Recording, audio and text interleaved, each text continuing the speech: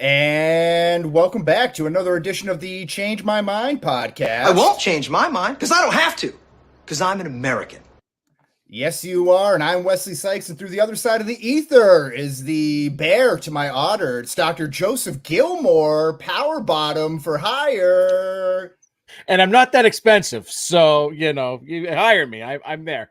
This has been a long time coming. Of course, we are both Nick Fryer's other half on his podcast universe here. So I feel like it's been a while since we've done a podcast together, Doc. Yeah, I'm trying to remember what the last one was. I know I was on here for something. Was it Lord of the Rings-ish, perhaps? Oh, it could have been Lord of the Rings, Harry Potter, original versus sequel. Yes. Definitely for that one. Maybe something a little bit sooner, but let's not rack our brains trying to figure that out here. Doc is our special guest this week. We don't know where Nick is yet. Maybe that's a bit, maybe not. But this week, Doc is going to be helping us draft a team of our favorite X-Men characters. Yeah.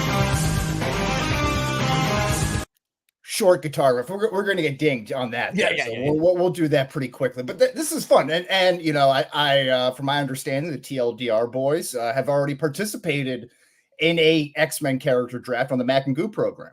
We did. And I had a much different philosophy then than I do tonight. And I think Nick is wiser, a little older, little wiser, a little older, a little smarter. I've got a couple more of well-read. Very, very much more well-read, if that is English. I have a couple of different directions I could go, right? If I want to speaking of a power bottom, take someone away from Nicholas that he may admire. But I'm excited, very excited. Well, we'll get to that in a little minute, in a few minutes. That doesn't stink. There's nothing smelly about that. But Easter was just yesterday, as a crow flies, Nick, or Doc, I should say. What is your favorite Easter candy? So and do you like Peeps? First, let's get that out of the way. Do you like Peeps? Peeps are disgusting. The Easter Bunny brought my daughter fruit punch flavored Peeps. That I'm intrigued to try. But my favorite Easter candy is Starburst jelly beans. Oh, that is really good. I do like those a lot. See, we go more of the chocolates and the sweets in the household here. We don't get that. That's, I don't know. What would you call that candy? Fruit candy? Like a pectin candy. Sure, pectin. I like that. That's scientific. The good doctor coming through right there. We're big. It's the Reese's eggs. That seems cliche, but the Reese's eggs, any of the holiday Reese's are really a good go-to. But I like the Cadbury egg. Some people might think that's too rich. Well, my wife loves the Cadbury cream egg as well. Now, I'll say, when it comes to Reese's, the Reese's egg by far is the best of the holiday eggs. It's got the best peanut butter to chocolate ratio. But have you had the Reese's version of a Cadbury egg? Oh, maybe once. Now that you mention it, it's the size of a Cadbury egg, but it's just full of peanut butter. Oh man, maybe I'll have to make a run over to CVS and get some discount Easter candy there. Yeah, 50% off. All right, that's good. Here we got the fry guy coming in here now. This is a menage a trois here, a throuple, if you will, Nick. How do you feel about the good doctor coming in? You're trying to Wally Pip you here. I feel very underappreciated by you, and then Joe talking shit as usual. I mean, that is just. The grass is green, sky is blue. You carry the earth on these shoulders. That's when I'm podcasting with you. That's for damn sure. But I am very excited to do this draft. And I will say on the Easter candy, I feel like you and I have discussed it in some capacity before. But I was probably last Easter, maybe. But I was reminded when I went back home, because I hadn't been home with my parents for Easter in a while. Just the little eggs that like the like shareable type kind of candy size. Those. I don't know if they make Crunch anymore, but they used to have Crunch versions of those. And those like a were Crackle or like a Rice Krispie almost? Yeah, essentially a Rice Krispie one at the center, yes. I was just going to bring up the Cadbury mini eggs. Yeah, those are very, very smooth chocolate. The English do the chocolate right. They sure do. Yep, 100%. And I like Mac's new nickname for you, Joe. Dr. Joe Believe. That works perfectly. Oh, that's pretty good. I got Cyclops. I'm just throwing that out there. No one wanted to mention that. Is that an old college name? Well, one-eyed monster, you know. Wow. Yeah, it is that kind of show today. We are getting blue, baby. We're having fun. But you know what? It's always fun, Nick. It's the comic book minute. Maybe we can even do a duo here. I'll just hop. A superb choice. Who turned this into Doc's comic book minute? He's friggin' Wes trying to replace me. But yeah, real quick while Wes catches his breath, Joe. As you know, I keep it a little bit shorter because I save a lot of for what we're talking about over on TLDR. But we got a pretty big week from Marvel. We got the Vengeance of Moon Knight issue 4. We got X-Men 33, and then we got a new Deadpool run that's starting. Issue 1 of that is out this week. I haven't checked it out. I don't know about you yet, but the ones that I'm most excited for and I have already checked out are Rook Exodus issue 1 and Redcoat issue 1. And it also got a new start to the Geiger story, which you've alluded to wanting to talk about on the show for a while now. But that whole new universe was like Ghost Machine was that collected version that we got from Image. And obviously that's Jeff Johns, Jason Fabok, and then a ton of other creators in it. Have you gotten a chance to check any of this stuff out yet? I haven't read Redcoat yet, which you did not call dibs on, so I'm going to read that for the other program. But from Image, we had the One Hand issue 3, which was just absolutely superb. And then the other series I've been reading, Antarctica, is wrapped up its second arc. Man, can't wait to talk about that one on the show. And then the other book is Crave, which is really naughty, really dirty. Haven't gotten to that one yet, but that'll keep me up tonight. I'm sure it will. Nice. And I have called dibs on Rook Exodus, so you will not be able to read that one. I feel like it was a little ruthless on my part, especially because Fabok's the artist on that one. About damn time, Nicholas. About damn time. Yes, it is. And then also from Boom, we got The Return of Grimm, a book you talked about on the show, a series that I love. Welcome return. And then on the show this week, we will be doing the solicit for April. It's been a little bit since we've done a solicit, so we're going to be fairly busy with that. But before we do that, we got a draft to do, right, Wes? Oh, yes. The X-Men character team draft. All right, good stuff. We don't want to get dinged here. Featuring the aforementioned good Dr. Gilmore here. So you guys have a little bit more experience than I do in this realm here. So I feel like I'm a little bit at a disadvantage. But essentially, we got 5 characters that we're going to be drafting. No real parameters. No real fences put up. We can kind of go in any direction here. Nick, I believe you have the automatic draft simulator or draft order. I do have the draft order. Yes, I have that. Before I do that, so yes, we do have no rules. The one thing that I am going to do, I'm going to save this for the end, what my idea was, but I think it might be ideal for us to share what our thought process was in the draft. If you guys want to share it beforehand, by all means, but I need to keep it to myself because I just don't trust either one of you two to not try and lampoon my idea. Smartest thing you've ever done. Okay. Thank you. Drafting first overall will be Wesley Cyclops. Wow, drafting that's huge. Second, having the sandwich pick in a 3-person draft is going to be me. And then Joe, you get the wraparound pick at 3. So we will do this serpentine style. We have no Riskeef on the show, so it's safe to do that. Yes, so we will be picking 5 X-Men. As long as they were an X-Man or woman at one point, they are eligible for this draft. And that does reach pretty far with some of these characters. But Wes, I don't want to take up any more of your time. You got the number 1 overall pick, sir. Yeah, I was not expecting this. Wow. So this is pretty good. You want to trade down, Bill? Yeah, I might trade down, get some future picks here, see what we can get for next year's draft. No, let's see. First overall pick. I gotta do. She's like the strongest. Well, yeah. There's 2 ladies I'm vying for right now because I don't think they'll be around next time around. Yeah, you got to wait a little bit. That's very fair. And in the event that I don't get a leader, maybe this one will be the best. I'm going to go Storm. You son of a bitch. With the first overall pick here. I think you could probably guess who I was leaning towards on the other end there. But Storm's my first pick. She's a leader. She's an Omega level mutant. She can control the weather. So that's pretty good. She's good from long range or protecting things. So she can set up good defense. And she's a leader. Yeah, like I said. So give me Storm first overall. She was going to be my first pick. She's also got like quite a few different looks. Like she's very versatile in that sense as well, which isn't something we're going to talk about normally when we're talking about the efficiency of these characters or the quality of the picks. But like she has what we grew up on is the X-Men show, the Jim Lee version with the white outfit and the amazing white luscious locks. But like we've seen her have like punk rock kind of looks in the past. Mohawk sort of thing, right? Yeah. And then we're seeing that in the cartoon now. We've seen that in the comics in X-Men Red, and she just looks so badass. So like she can pull off a few different looks. So you got a lot going for you there. She was on my list, but for what I'm trying to do, she was actually way down on my list. Now, my number one on my big board, I didn't think would get taken early. I don't think this is a character that normally gets taken early, but this person is kind of the linchpin for what I'm trying to do with this group of X-Men that I'm drafting. And that's Kurt Wagner, Nightcrawler. I'm taking number one overall. Wow. A bit of a reach normally. High reach.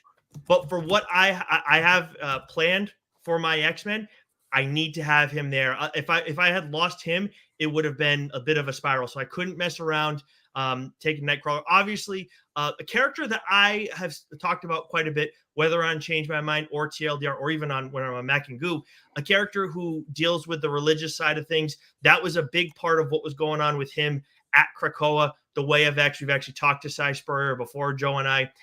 Really love what he's done with that character. And now he's kind of, while in this post-Krakoa era, he's actually been hiding out as like a new Spider-Man variant in New York.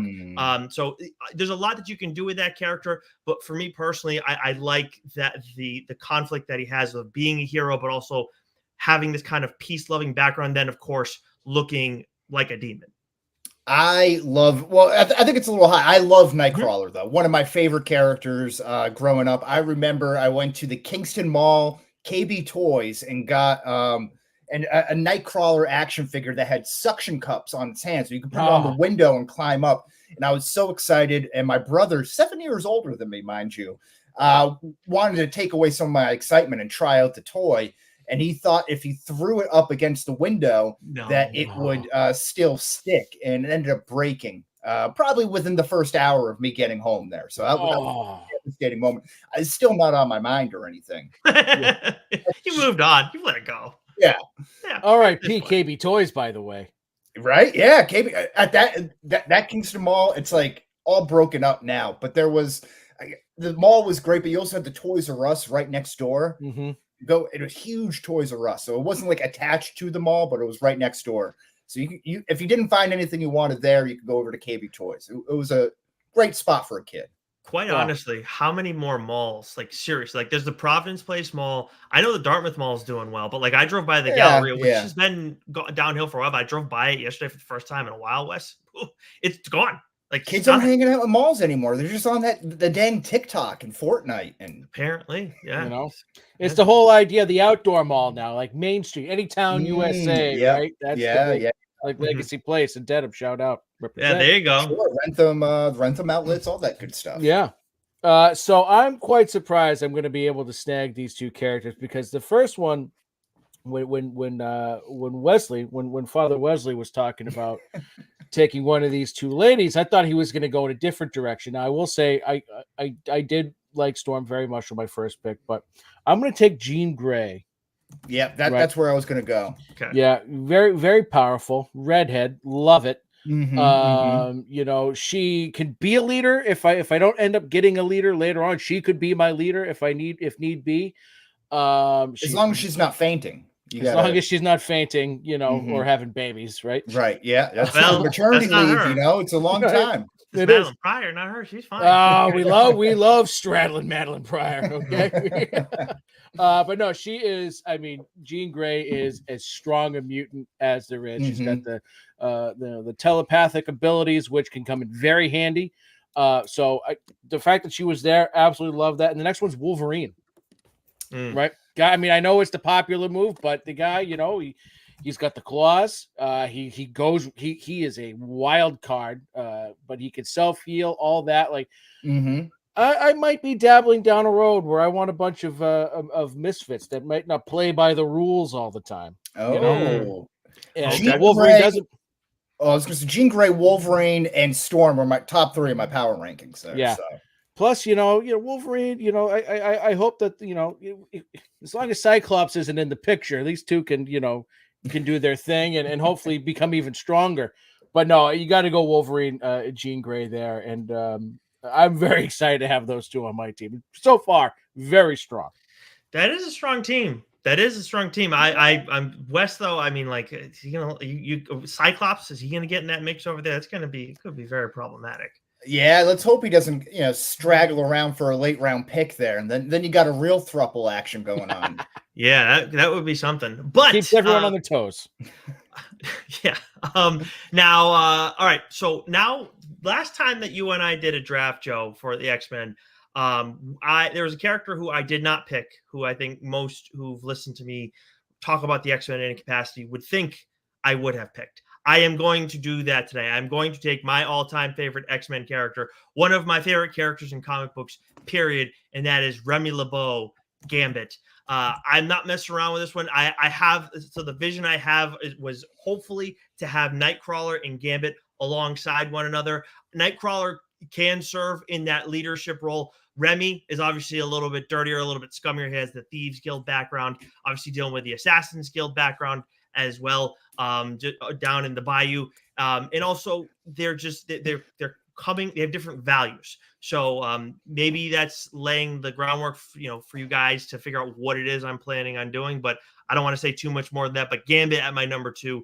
I got my first 2 people that I wanted. Gambit's going to get annoyed because Nightcrawler is going to be trying to convert him the whole time. Yeah, maybe. It could work. Maybe they just sit him down at a coffee shop for a whole a whole issue or a whole episode and just be like, yeah, why not? Well, it would make a good buddy cop movie. Yeah, it could. That could work. Yeah, I could read that there. Yeah. Okay. All right, here's what I'm going to do. I'm just going to be stacking. This might be controversial. I don't know. You tell me. You guys are more entrenched into the X-Men lore or not, but Magneto. Oh, wow. Okay. Magneto, another leader possibility. He's kind of an anti-hero. You don't really know where he's going to be, but again, very, very strong. Great defensive strategy using the metal there. I can kind of maybe cancel out Wolverine coming at me with the adamantium claws. So I think this is if we're in a Anchorman style brawl, building a fight up against your two teams, I feel pretty good with Storm and Magneto there. Yeah, that's tough. I had Magneto. I was going back and forth, right? Because Magneto was also on the top of my list. Because I had mentioned earlier, right? I don't necessarily. I want people who will dabble in the gray, that will do what needs to be done, right? I've got a code. I won't do this because of my code. Punches. Yeah. No. Magneto has no code, and he will do what needs to be done. I love that pick, Wesley. Yeah. All right. I'll round it out here. This is a personal favorite of mine. Gonna go with Iceman. Iceman. Nice. Some of the original X-Men here, I was thinking, things get a little hot. He can cool things down. Correct me if I'm wrong. Also an Omega level mutant. Yeah. Is he? I believe so. Oh, yes. See, look at me here. I'm just stacking them left and right. But also, what I really love about him is his Iceman surfboard. I mean, how he just kind of skis or snowboards everywhere. That's really cool. I always loved that power as a kid. Yeah. Oh yeah. Yeah, it was always cool. And my thing though was always like it made me dislike the Silver Surfer more. Because I always felt like I actually don't know who came first between the two, but I was always like the design feels so similar. Mm-hmm. And the Iceman, I just feel like Iceman's way cooler than Silver Surfer, maybe because I was introduced to him first. But it always kind of made me just like where I know you guys, like some of the guys in the DSG, like the Silver Surfer, just never did it for me. I always thought he was kind of cool. I thought Iceman had a little bit more pizzazz. Yeah, 100%. Silver Surfer, he's like when people fan cast Keanu Reeves to play it, I feel like that's the perfect embodiment. That he's like not any real personality. He just kind of plays it straight the whole time. Yes, there's been a lot of Keanu fan casting for Marvel. Understandably, that is one of the better ones for sure because of the lack of emotion and whatnot. Actually, maybe this was an April Fool's joke. I don't know if this was over the weekend or earlier today, but I saw something about Ryan Gosling being rumored to play Ghost Rider. I thought that was really intriguing. Yeah, that sounds like an April Fool's joke. Yeah, they've been trying to get him. There's been stuff out there, like quite a few April Fool's jokes I saw today. I think I saw, was it Taron Egerton like playing Wolverine? I think. Oh, I saw that. Yeah, I saw that out there. What really got me was the Patriot jerseys. I saw it was like a Patriot uniform tracker saying they were going back permanently to the blood red 80s jerseys. And I was like, oh, please let this be true. April Fool's is the worst day for Twitter. It's just the absolute worst. Brutal. But yeah, I do like the Magneto pick particularly too. Obviously, I'm a big Magneto guy, and if we're talking fights and stuff like that, that becomes an instant problem for Joe's team if we were having ours go head to head. So now here's where I'm going to take a slight turn, and actually no, I'm gonna call an audible. I had two guys that I was between my 3 and 7, kind of interchangeable for the same slot and what I'm trying to do with this team. And I'm actually going to pivot here, and I'm going to go with Cable as my number 3 pick. Obviously, we hear mention of him in X-Men 97. Obviously, he was in the original X-Men show quite a bit. And this is a character who I've really enjoyed over the years as well. Obviously, a time traveler. And where we see, Jean isn't his mom, but she also is his mom.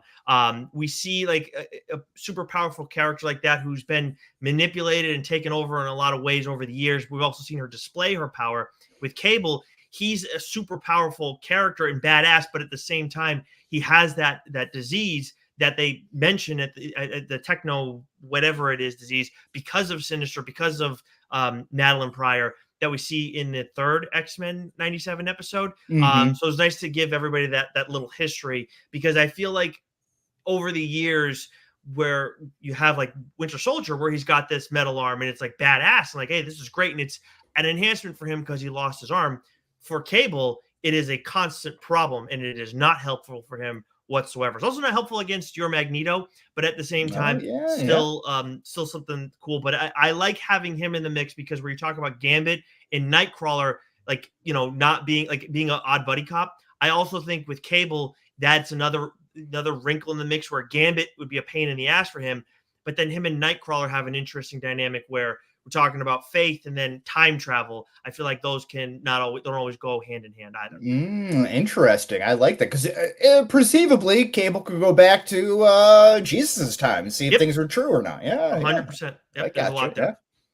Yeah. All right, so I've got trying to figure out which direction I'm going to go in here, but I think I'm going to go back-to-back ladies here. Oh, we're gonna have a strong female team here, and I'm going back-to-back ladies. The first one we'll take is Kitty Pryde.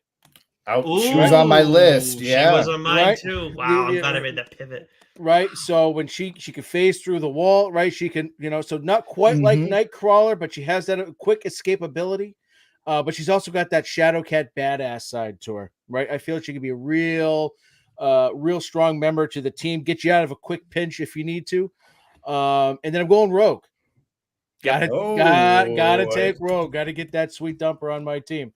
But no, her ability to absorb other mutants' powers, I think, can come in very, very handy. Of course. Right. And so we've got a strong female cast here. I've got someone who can, with Jean Grey, she can act as a leader if I don't pick one up, with my last pick. Plus the psychic ability. I've got Rogue, who can also double as my muscle. Right, because she can absorb someone else's power. You got Wolverine, who's gonna live in the gray, baby. He ain't gonna follow anyone's rules. And then Kitty Pryde, who's there. She's gonna be there. Strong offense, but also great defense. Great defense there. Can get someone out of a situation pretty quick, kind of like Nightcrawler, actually. In some ways. Right. Yeah. So those are my 2 picks. Nick, was Rogue going to be your next pick here? Was this a stolen pick? Did she factor in at all? No, Rogue was on my. So whenever we do any of these drafts, usually you and I have one other person on, or it's just the 2 of us. I always try and plan for, okay, we have 15 total picks. I want to make sure I have 15. Rogue was in my final third of picks because I took a different approach than the last time I did an X-Men draft, because I wanted to, and B, I didn't want to have the same exact roster, because what's the fun in doing that? Yeah, exactly. So Rogue was my 1-1 last time. This time she was 12th for me on my short list. Obviously with Remy in the mix on my plans, would have worked, but I was just didn't want to necessarily go there. But Kitty Pryde was on my list She's been doing taking on that mantle of Shadow Cat again recently for the mainline X-Men run for Marvel. I love how like she's had to get a little extra ruthless. So nice pick on that one, Joe. Thank you. And you did Rogue with her as well. Okay, so Yeah. so next okay. It's funny when you have everything going to plan. It's like easy. Sometimes it's easy for a doubt to start creeping in because I was like, this is too easy. But that was rude. I expected some of this to go exactly as planned. It was a subtle jab there. You kind of sneak those in. You know, you're such a genuinely nice guy, so you know sometimes you don't catch them as quickly. He's a snake, Wes. He's a snake. I'm glad we agree. I'm glad the other half can agree there. Yeah. So I had been right now because I'm not going to take both of them. I'm between X-23 and Magic right now.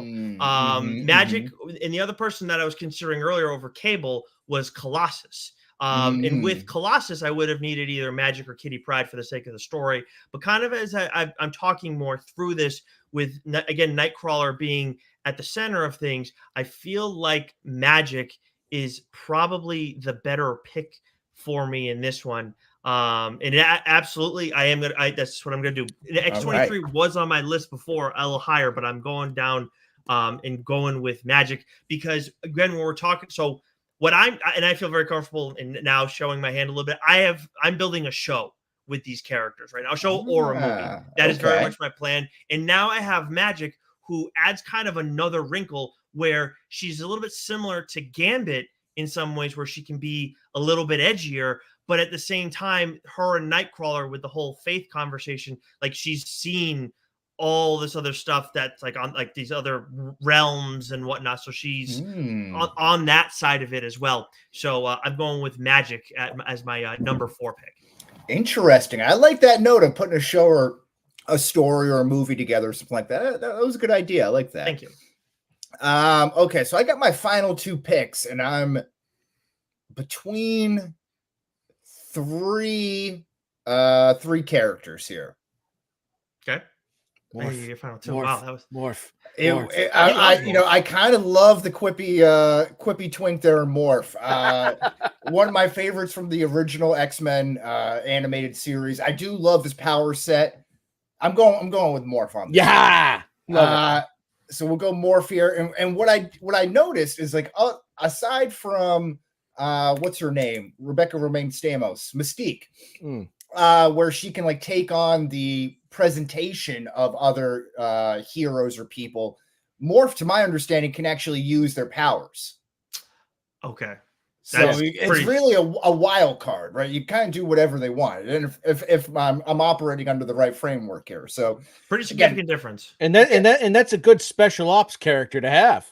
Exactly. Can do some covert work there, you know, maybe can go into Nick's team as Rogue and kind of mess with Gambit's mind, as we've seen on the show. How dare a little bit there, or to, well, Jean Grey, Wolverine, they're already on one team there. Maybe he can go into Cyclops and kind of create some drama in Doc's group there. So he's gonna get stuck by Wolverine. He's slippery. He's moving in and out of places. You know, I can see that happening. So he's a good covert guy. He's a good wild card. I think that's a good team member to have here. The other ones, this is just like playing some of my favorites here. It's between Colossus that Nick mentioned, another personal favorite of mine from the shows and all the comics and everything. And Bishop. Again, another favorite from the X-Men animated series. He absorbs the power. He's a time traveler to combat Cable. You know, I think there's some interesting stuff there. Forge is going to get left off the list. Everyone needs a Donatello type guy, you know, a machines guy. He could be good, but I need some muscle. Give me Colossus. Give me Colossus. He was on my short list for the last pick. Yeah, Colossus is a great one. I feel like he's always like, yeah, he's a cool character, and then somehow he's like a guy who can fly under the radar for some strange reason. But I love the idea with Bishop as well. He is also one of my favorite characters from the original show, and I actually have his original mini series, his very first one too, somewhere in my collection. But Forge, interestingly enough, normally not someone I would take, Wes. I am not gonna take him, but he was on my list. Like I wouldn't even consider him typically. The reason why I was considering Forge is because of my number 5 pick. And this one was a high priority, but I have the Nightcrawler aspect to my whole show and story where I wasn't too worried about it. But I had this as something else, to add a little flair, a different wrinkle, and it's actually a lot of flair. Dazzler is going to be my 5th overall pick. Nick going with the C-list celebrity, draft. Not when Taylor Swift plays her, she'll move right up to that A-list. Is that the rumored role for her in Deadpool and Wolverine? They keep saying, people keep talking about it. I mean, it could happen. I hope it Marvel needs that boost. That would be nice. That boost. They have Ryan Reynolds, and I mean, I think Marvel's bounced back pretty well with the animated series. That would be a huge boost. That's true, but it's very different. Oh, I see what you did there. From the small screen to the big screen, this is their only movie they're releasing on the year. You know, it's great that X-Men 97 is doing as well as it has been. But there's so much in that bucket of Deadpool and Wolverine. Why do I want to say Dead Man and Wolverine? I don't know. That's not a person, Wes. Thinking DC now. But, is that a person? Yeah. But yeah, I would love to see that happen, and I think Taylor Swift is buds with Blake Lively too. So they've shown up at games together and stuff. Yeah, 100%. It might be an eye roll for me, but I could see it working. She's a singer, right? I mean, that's what the character absolutely. is. Yeah, that's where that's why she's my 5th, but again, not pivotal. But when I lay out a little bit, I want to let Joe make his. You have one more pick, Joe? Right? Just I one? do. Well, if the MCU wants to get back, get another movie to make even close to $1 billion, they'll put Taylor Swift in it. Yeah, exactly. Otherwise, they're gonna continue to struggle, at the box office. So I definitely had Colossus was on my short list for this 5th pick. Dazzler was nowhere even close. So I've got a leader. I've got a couple of strong men with Wolverine, Rogue. I've got a great, defensive player, with Kitty Pryde. So I'm thinking I want a science guy, right? I need some brains. Feel nice. And so I was thinking Beast early on, but Beast really can't do much. I mean, he's kind of big and strong, and he's also quippy. He's quippy. He's a good modern day scientist, and we know that the X-Men don't always deal with shit in the modern day. So Forge got mentioned a lot, right? But I think I might take Bishop. He's not so much of a science guy, but he's been to the future. He knows things. He can time travel. He can also absorb other people's powers as well. I think he's a very strong X-Men to sort of round out, my list here. Like I like Forge. And he's a good science guy, but I don't know. I feel like I don't want to waste my spot so much there. Bishop can do a little bit more. He's been in the future. He's had that experience, but he's also got some pretty cool powers. When you're building a team of 5, like Forge is like you have to have and that's why he was on my list, but so far down because if I was already considering Dazzler, that's a weak number 4. In my opinion, he's got to be let me throw a wrench in the system. Do you want to go one more round? I'd be down to. I have another pick. I have other picks that I can make. Joe, I just gave away my game plan, but let's do it. Okay, yeah, we'll do. We got the time. Let's do it on the fly here. We'll do one more round. All right. So it stays with Doc. It Joe, goes back to Nick and then ends with me. Yep. Perfect. Okay. So one more pick here. So you think I'd take Forge? That would be something. If you do I take Darwin? Do I take Psylocke? Darwin? Maybe Sunfire? No, I'm taking Forge. Forge is on my list. I'm gonna take Forge. That way, him and Bishop, they can definitely go back and forth now. We got the goods. We'll keep Forge in the future. That's where the 6th member of my team will stay. Away. Yeah. What? Why was Darwin actually on your list? No. I've got them written down. I got a whole bunch of X-Men written down. Okay. Darwin was one of them? That's what I'm confused about. Not one that I was going to pick. I just wrote down 20 or Oh, something X-Men, so gotcha. Okay. in So case I need to make fun of you, or in case you happen to fucking take Darwin with Magic and Dazzler and all the other D-list celebrities. are you talking shit about Magic? Are you really? Jesus, Joe, you're better than that. Read a comic book one time. My God. So I on my short list or on my list of 15, I also had Deadpool all the way down because unlike some people on this drafting list, I don't want to go with like people that everybody talks about all the time, like a Wolverine or a Jean Grey. We've seen them been there, done that. We don't want man. Jordan on our team. Fuck that guy. But then I did have Forge. Give me Dwayne Schitzus. I had a little bit lesser known Sage. I also, actually, you know what? I was gonna go with X-23, but then as I'm going through this list of players or X-Men characters for consideration, I'm gonna go with my number 9 on my big board.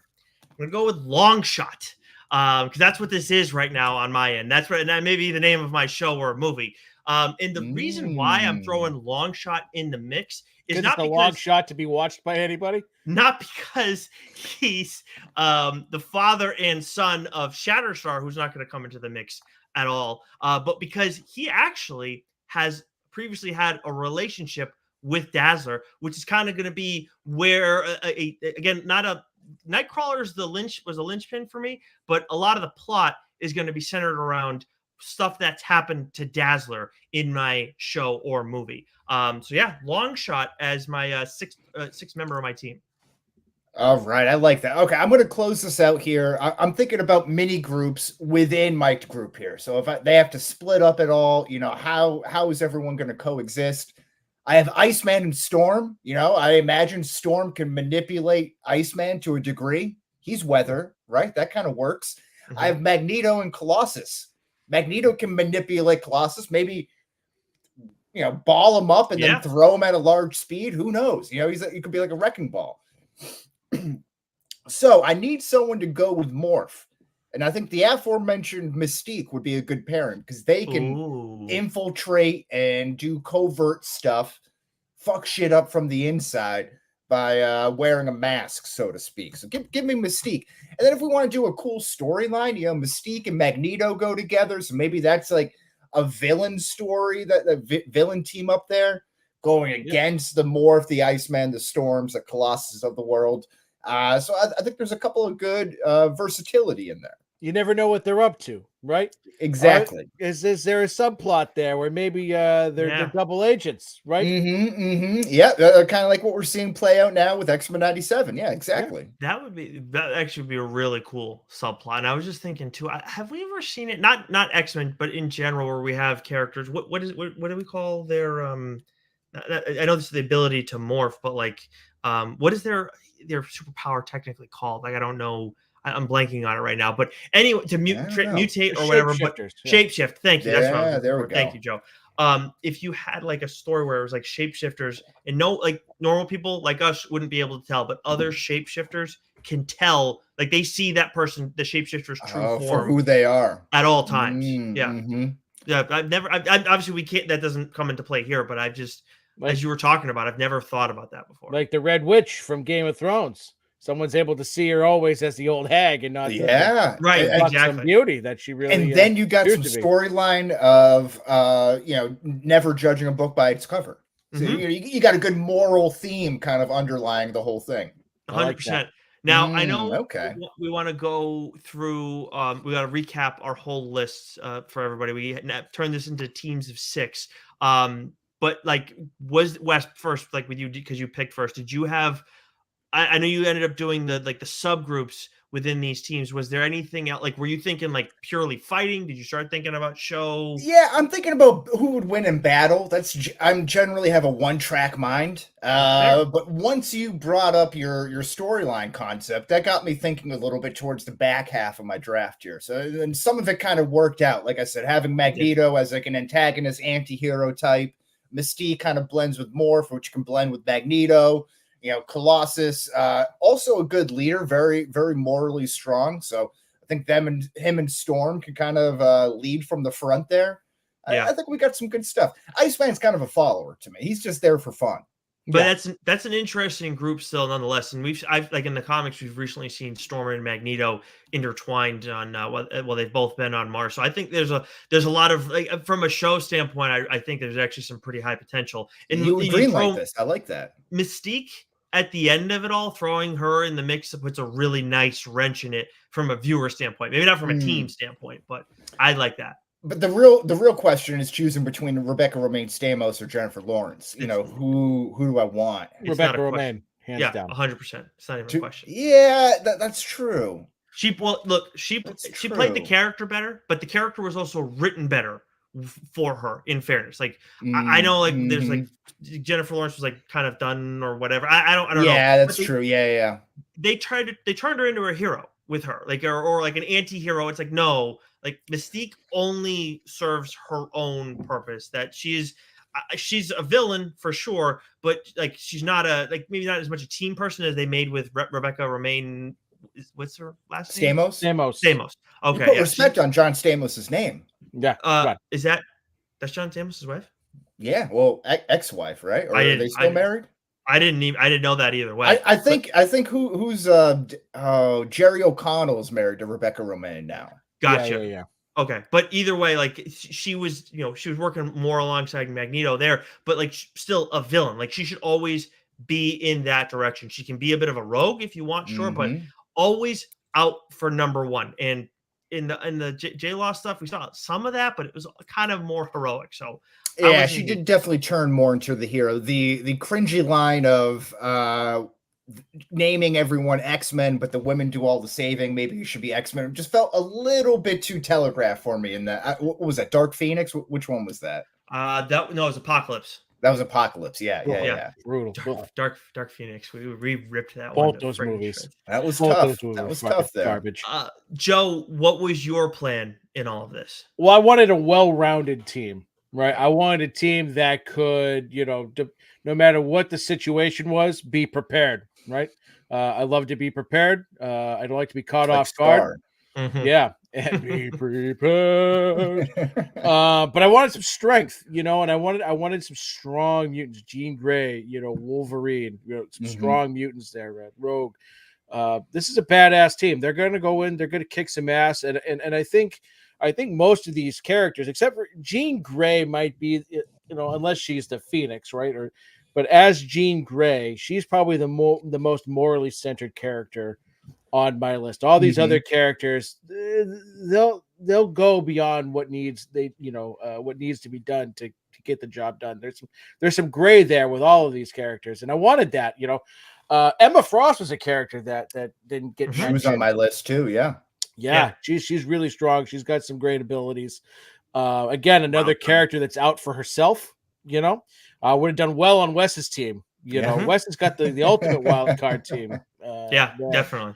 But I wanted to be able to handle shit from the future as well, right? Because we know the X-Men deal with, extra planetary stuff. So I got all my bases covered.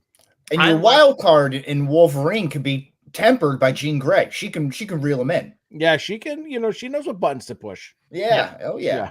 I like both of your teams a lot. And I think from a show standpoint, a comic standpoint, movie, I'd be interested in both of them. So for me, you talk about the buddy cop the option with Nightcrawler and Gambit originally. That was what I was thinking the whole time, was this is going to be centered around those two guys.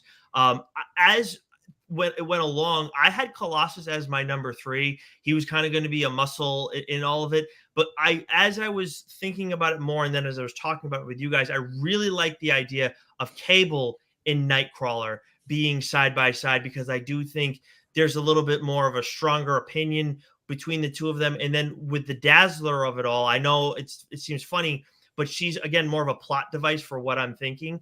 I think having Gambit be in the role that I would have had Colossus fits a little bit better. So basically what I'm thinking is Nightcrawler and Cable, they work together. They've forged a relationship, and they are called in by Dazzler's team because she's had her life threatened. So she's had attacks on her. Who is her head of security? Magic. Who is her number 2? Gambit. And they think the attack has come from within. So they're both suspect at this point, and obviously that makes sense for both of those characters. And then also Longshot, again, the last addition to the mix.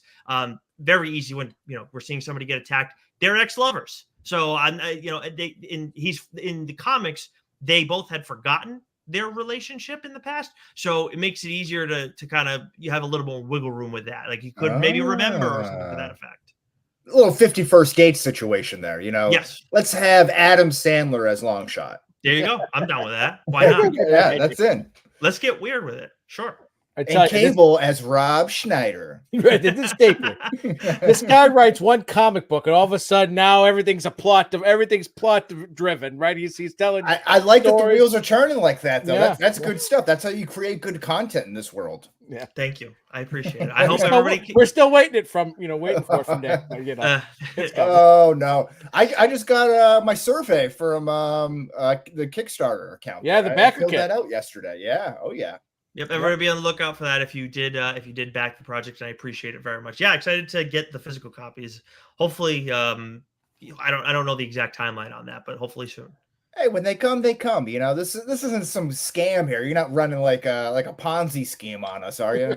No, no. I've already given you. You have the story in hand. So yeah, that's true. But I'm not reading it though. I'm not reading it until I get the real thing. That's my dad's. I was with my parents over the weekend, and not to step into the discharge depot, but I went to show him some stuff, and he was like, "No, I don't. I want to wait till I have it in hand." Right? Yeah, absolutely. I respect but that. Joe can't wait. I still, there's a world here where Nick has never signed up for anything, doesn't know Scott Snyder at all, and he's just doing this to try to get, maybe a little bit of cash his way here. There's some scheme going on here. It's pyramid shaped. Yeah. Exactly. That's what all the podcasting world's about. And don't let them fool you, everybody. They're in on it too. Joe and Wes. Oh, well, yeah, we'll see there. It's a little kickback on numbers here. Yeah, something on the back end. All right, so run through your team real quick for me. All right, so I went number one, and I was picking out of the 2 spot. I went Nightcrawler, round number 2, Gambit, 3rd, Cable, 4th, Magic, 5th, Dazzler, played by Taylor Swift. 6th, Longshot, played by Adam Sandler. Yes. And that would be a classic Adam Sandler movie, too. Someone who just outkicks his coverage, completely, Honestly, yeah, very true. My team here, I had the first overall pick. I went with Storm, followed by Magneto in the 2nd round, followed by Iceman in the 3rd, Morph in the 4th, Colossus 5th, and Mystique rounding out my team with the 6th round. Nice. And I took Jean Grey with my first pick, very strong pick, and then followed it up with Wolverine, Kitty Pryde, Rogue, Bishop, and then my 6th and final pick, Forge, baby. Yeah, I like that's a strong end. The 4, 5, 6 there. That's a pretty strong mid-round selection for you. Yeah. The reason Forge was on my radar, by the way, he was going to be like a roadie for Dazzler. So obviously a huge step down for him. Okay. Okay, I can see that there. I like that. Also, okay, so we got our teams there. Maybe I will put out a poll.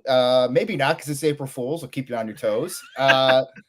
But we've all been, this all came up, of course, because of X-Men 97. Nick and I talked about it in the Discharge Depot.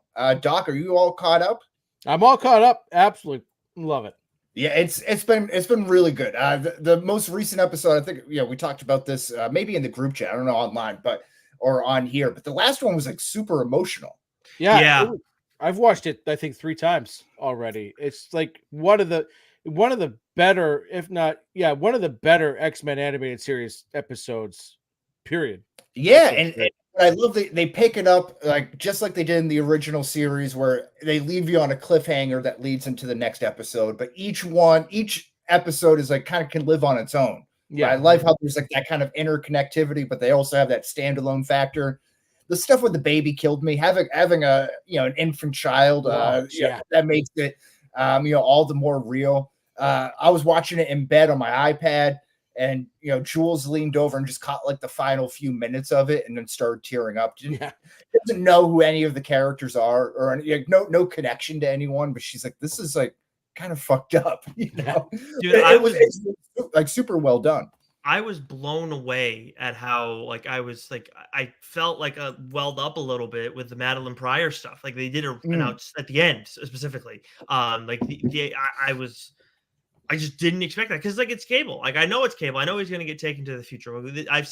Again, like they did a good job, but I know the story. So I'm enjoying seeing it unfold. But to get emotional like that, it just yeah. So in hearing it across the board, it's just is mind blowing. But yeah, extremely well done. And Madeline Pryor, like such a cool like wild card character who they did a great job with. Although it was again, this kind of goes into like the cheesiness factor, and I think they're kind of leaning into it when she says, "What did she say? I'm the Goblin Queen." Yeah, it's kind of like I know, but that's like you hear like the way that she says it. It sounds kind of like, oh, this it's like an eye roll moment. But again, it all kind of works. Yeah. They know how much cheese to put in there. But yeah, it is like you can just call her Madeline Pryor and be fine. But like that's just comic accuracy. I'm the Goblin Queen. Yeah. But what I love too is I love the Sinister stuff. I love how they're tying, obviously it's just a continuation, but they're just not forgetting about the original animated series. And a lot of the episodes leading into the finale from the original series, they're drawing from, especially the Sinister stuff, which I love because he's such a great villain. And, you had the line, with straddling Madeline Pryor before we knew it was her, where she said, well, Storm would have believed me. And that's coming off an episode that was highly emotional with Storm.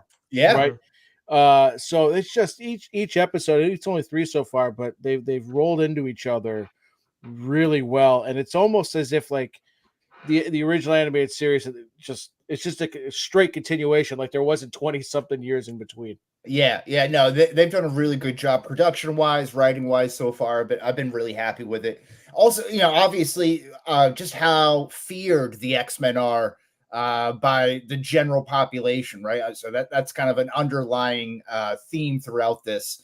And you get the FOH, there was it the Friends of Humanity who were involved, right? So I wonder, I saw this post somewhere else, so this isn't an original thought necessarily, but when they go to introduce the X-Men to the Marvel universe, they're going to differentiate with the power sets, right? But it's like the Avengers aren't mutants. Like the Incredible Hulk isn't a mutant, Spider-Man isn't a mutant, but they have powers, and they're all kind of accepted as like America's heroes, the world's heroes. But how are they going to introduce the hatred for the X-Men? Or like the xenophobia for the X-Men that the general population have, or is that something they don't touch? Because it feels like that's a big part of what the X-Men are. It's all of what the X-Men are. I mean, that's exactly what Stan Lee was doing, using the X-Men as, right. It was this way to sort of combat or to talk about racism without it strictly being just a black and white thing, right? It was sure. And so if they were to introduce the X-Men and not have that element to it and just strictly make how do they do it though? That's what I wonder. Like, how do they differentiate from the perception of the Avengers to the perception of X-Men? Like, are they just aliens from like a different time, different universe? They do it in the comics. I mean, you and I talked about Avengers versus X-Men a long while back. I mean, there's just like choices that are made. I mean, with Krakoa, this era now, they went and created their own island where all mutants could live, and that was a whole to do. People didn't like that. It was an issue, and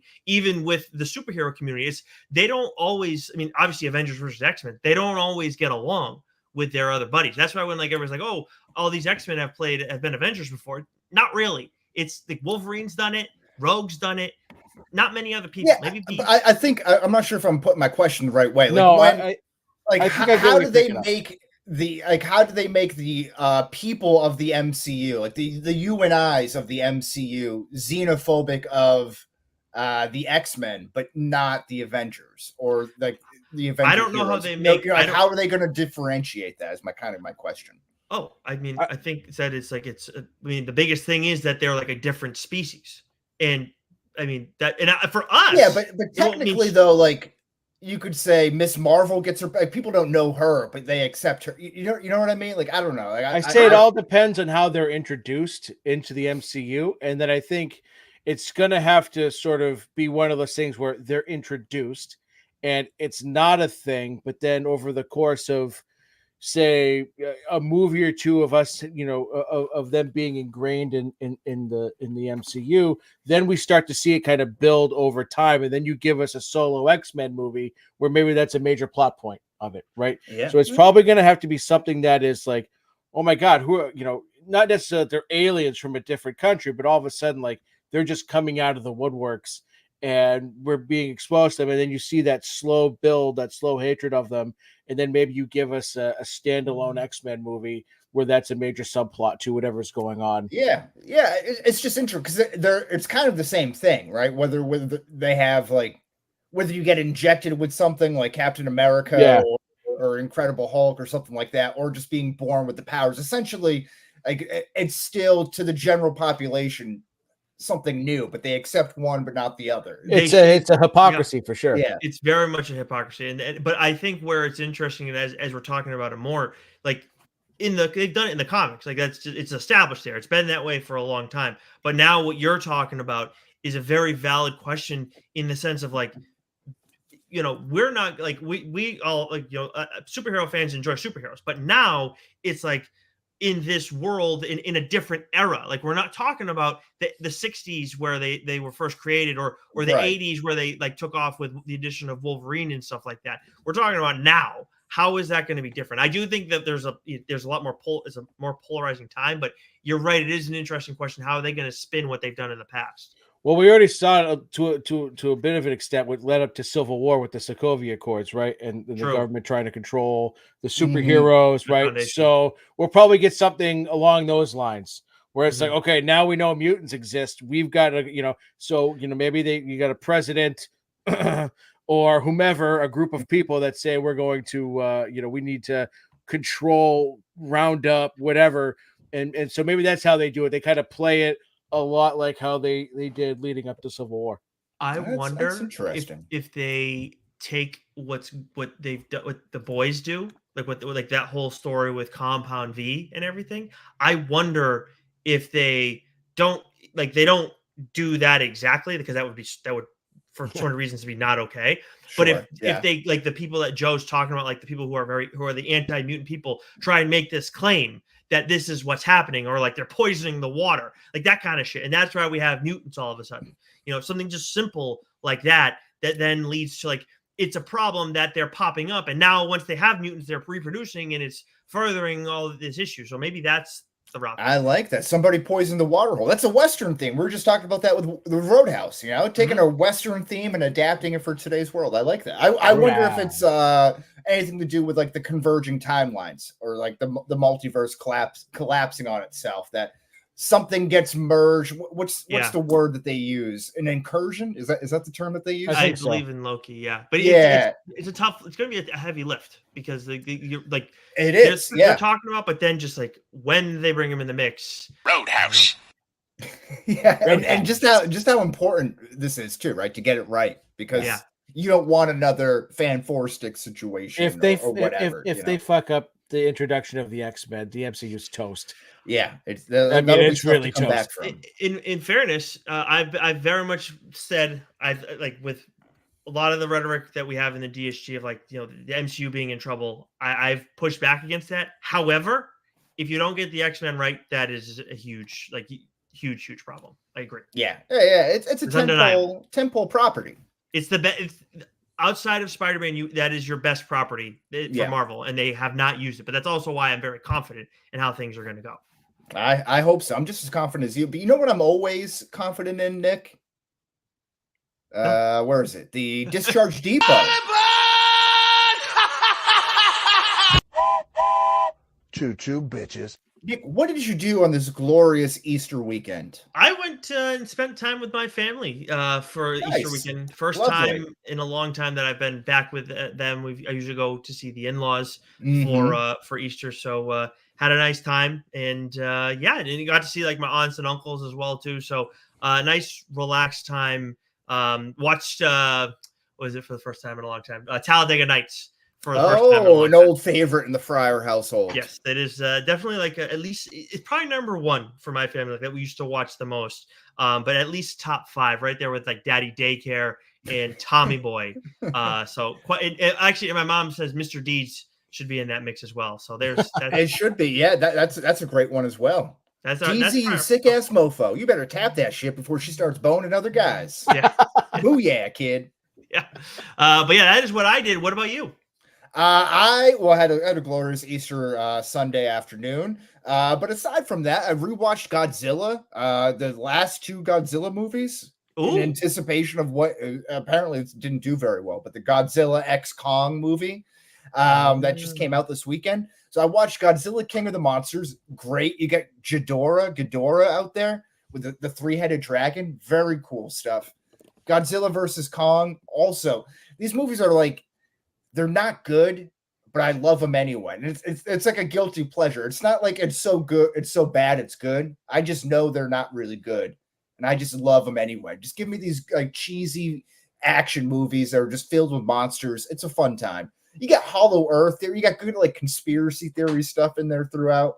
It was a fun watch. Nice. Love that. Joe, what about you? Did the Easter Bunny visit?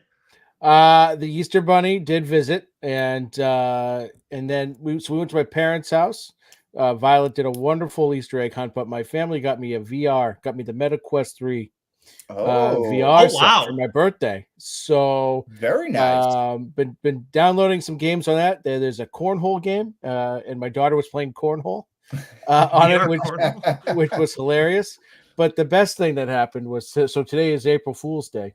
And my daughter thinks April Fool's Day is the greatest thing ever. Of course. So she did one prank where she left a rubber snake on the steps for me to see this morning when I woke up. No, so that was cute. But I'm in the shower. 5 minutes in, I hear a knock on the door. I was like, "What is it?" And she goes, "Dad, there's water all over the floor in the bathroom. I'm in the basement bathroom taking a shower." Yeah. And so I'm like, oh, so I start asking her questions, and she's got answers for every single one of my questions. And she's so deadpan in her response. Like I was like, okay, where's the water coming from? It's coming from the shower. Okay. It's all over the floor. Yeah. Okay. I'll be right up. So this is a nightmare. I fly through this. So before I even make it upstairs, in my head, I'm already like, okay, I'm going to call into work, take the morning off. I've got to renew my service plan. That's $200. It's at least $200 for them just to come look at it.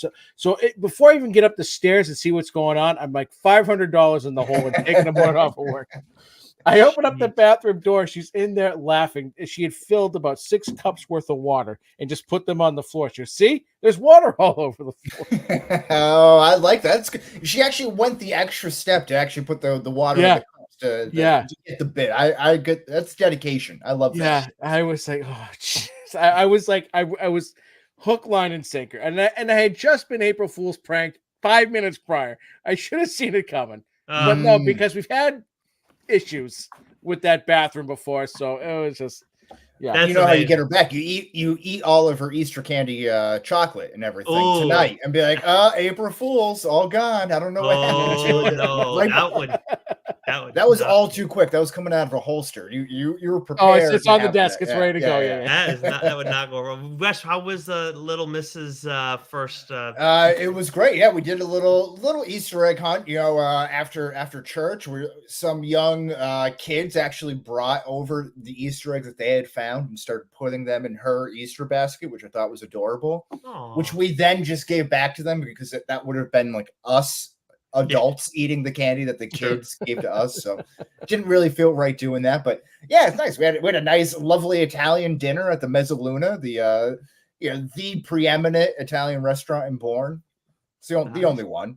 But you know, it was a classy affair. It was a real classy. Is it attached to the Dunkin' Donuts there around the Rotary, or actually not too far off from where you're talking about? A few blocks down. It might as well be attached to the Dunkin' Donuts. Oh man, nice. That's good. It's all good, you know. Look at that. You had a nice wholesome weekend, and Joe got pranked. All is right in the world. Yes. Yeah. Exactly. I'm not gonna. I completely have overlooked. You mentioned Twitter is such a cesspool on April Fool's Day. Now that once kids get the idea of April Fools, you got to be on your toes for that. I got to be aware of it moving forward. Yeah. I'm not looking forward to those days either. That'll be good stuff. Nick, what do we got brewing next week? We don't have anything in the hopper as it stands, specifically, but we have talked about another X-Men themed idea. We got a couple that we're deciding on. Yes, that's right. It was what, the trilogies, original versus sequels Yep, and then we had for the X-Men? and then it was, I think, the character rankings across the X-Men movies. That one I might be a little bit more keen on. Might take a little less prep work as well. Yes, I agree. And I think, we have time to do the other one as well. But like, I think I agree. Like, let's do this one now. And I just think that I agree. We're on the same page. So we'll do the rankings. Do we have an interview coming up in the near future? We do, but you know how I roll. I don't like to say when it's ready, because until we have it in the can, because I don't want to jinx anything. Sure, of course. We do have something slated, but that I would like to ask my X-Men Avengers MCU question. I want to bring that back up if that goes through. I agree. I think it's a very good question. But next time we'll be doing the movie character rankings from the X-Men movies across all 8 that we've gotten, if you count Wolverine Origins, I think is what. Oh, I know you count Wolverine Origins, so we will count that. Yes. But it will be at the same bat time, same bat place as always. All right, now let's go get them.